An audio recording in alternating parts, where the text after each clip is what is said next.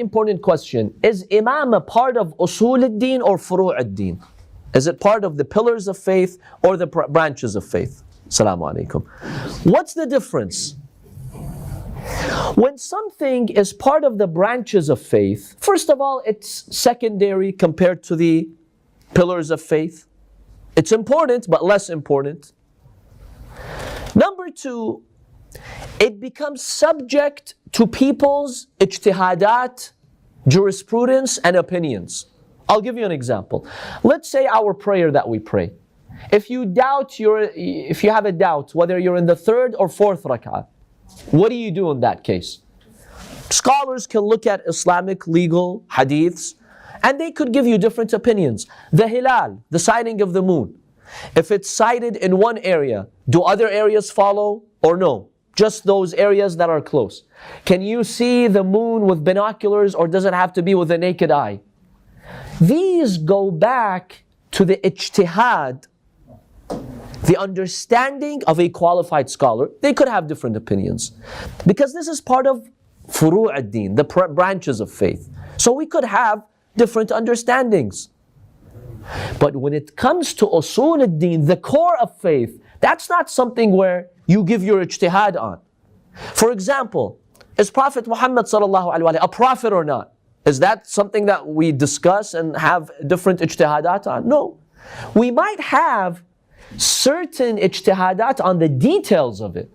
Some qualities of what makes you a prophet.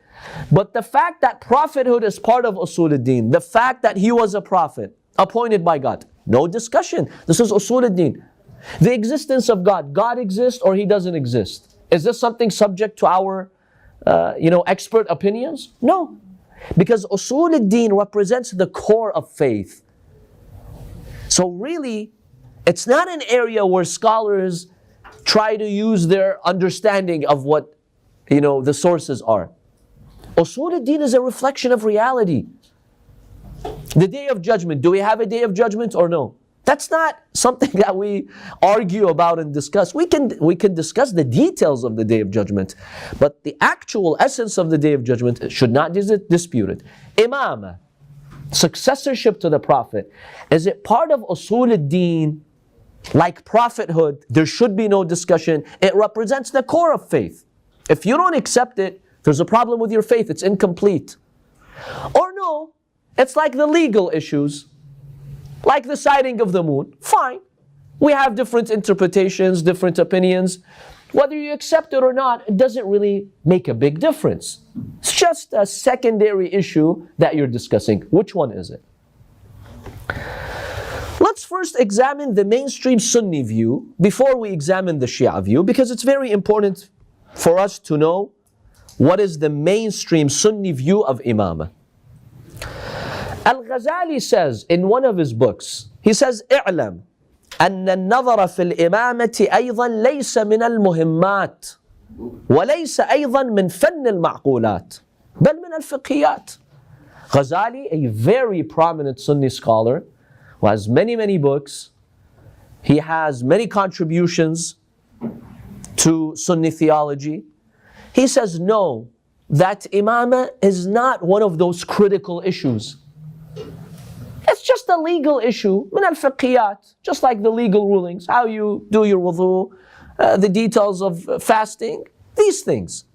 It doesn't represent the core of faith.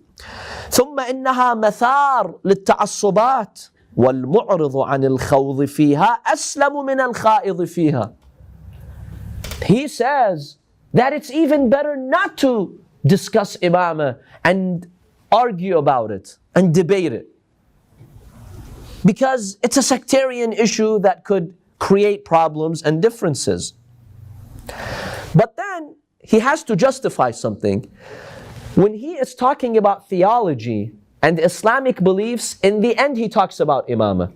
So he's now trying to justify, if Imamah is not part of Usool ad-Din, why are you discussing it in your theology book? You should discuss it in your fiqh book, in your book of rulings.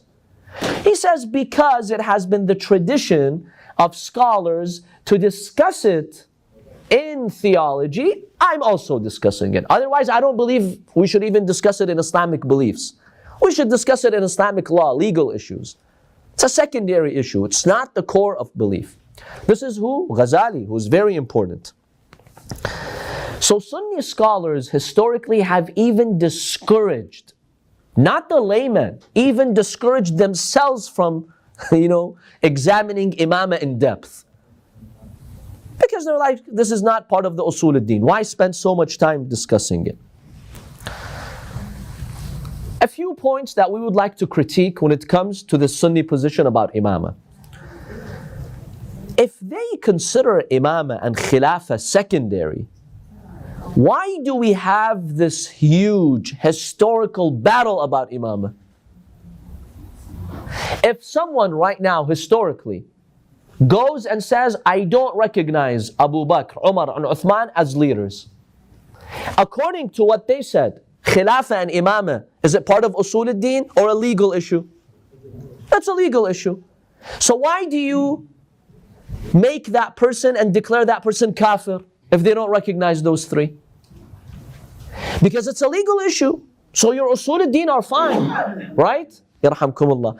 Their Usool ad-Din is what? Belief in God, prophethood, day of judgment. Okay, I believe in all these three. I don't want to believe in the Imams of those three, in the caliphate of those three. Why do you consider me a heretic? If someone comes and says, you know what, I have a different opinion about the Hilal, do you declare him a kafir? Of course not. That's if the person is qualified to be a faqih, a jurist, is an expert, they are entitled to their opinion, right? And it's wrong for you to come and say, oh, you're kafir because you don't believe in this legal issue.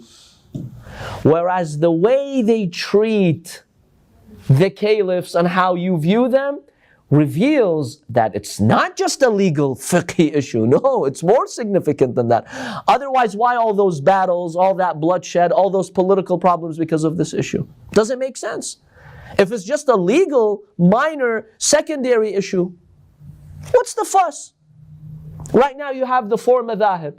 Three of them pray with their hands crossed. One of them, the Maliki, they pray with their hands down. Do you see historical wars because of this?